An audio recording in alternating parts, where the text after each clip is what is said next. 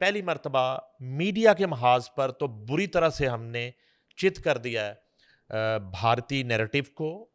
اور بھارتی میڈیا کو۔ اس میں کوئی شک نہیں ہے، 2019 میں بھی آپ کو یاد ہوگا کہ ہندوستان نے یہ تسلیم کی تھی کہ پاکستان کے خلاف ہم انفارمیشن کی جنگ جو ہے، جو نیریٹو کی جنگ ہے کرائسس کے دوران، وہ ہم بری طرح سے ہارے تھے۔ وہ انہوں نے بہت جھوٹ بولنے کی کوشش کی، لیکن پاکستان کے ساتھ اللہ کی مدد تھی، ان کا جہاز گرا، پائلٹ دنیا کے سامنے آیا تو وہ جھٹلا نہیں سکے اس چیز کو۔ جبکہ انہوں نے جو جھوٹ بولا کہ جی پاکستان کے F-16 گرے، اس کو امریکہ نے، ان کے جو بڑے بڑے تھنک ٹینک سے انہوں نے کنفرم کیا کہ جی ایک بھی سنگل F-16 جو ہے وہ کوئی اس کو نقصان نہیں ہوا۔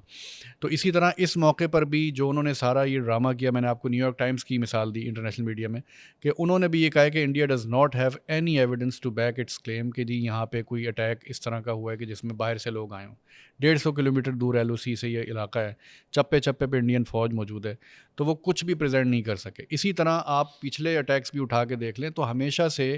یہ 9/11 سے کہانی بنیادی طور پہ شروع ہوئی ہے کہ جب انڈیا نے یہ دیکھا کہ ساری دنیا افغانستان میں آ کے جمع ہو گئی، تو اب کشمیر کی جو جائز جد و جہد ہے، جس کو اقوام متحدہ کہتی ہے کہ کشمیریوں کو ہر طرح سے حق حاصل ہے اپنی آزادی کے لیے سٹرگل کریں، تو اس کو کسی طرح انٹرنیشنل دہشت گردی کے ساتھ جوڑ دیں۔ لیکن اب میں یہ دیکھ رہا ہوں کہ ہمارے جو آرمی چیف ہیں انہوں نے بڑی مضبوط بات کی ہے اور بڑا زبردست ٹانس انہوں نے لیا ہے، تو اس کے ساتھ پوری قوم کو کھڑا ہونا چاہیے، اور سٹارٹ وہیں سے ہوگا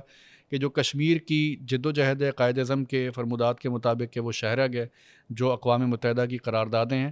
اس پر پاکستان اس ساری ایشو کو لے کر آئے، اور پھر آپ دیکھیں گے کہ نیریٹو کی جنگ میں بھی پاکستان بہت جیتے گا۔ ہندوستان نے ڈس انفارمیشن پھیلانے میں، اپنی ایمبیسیز کو ایکٹیو کرنے میں، ڈپلومیٹس کو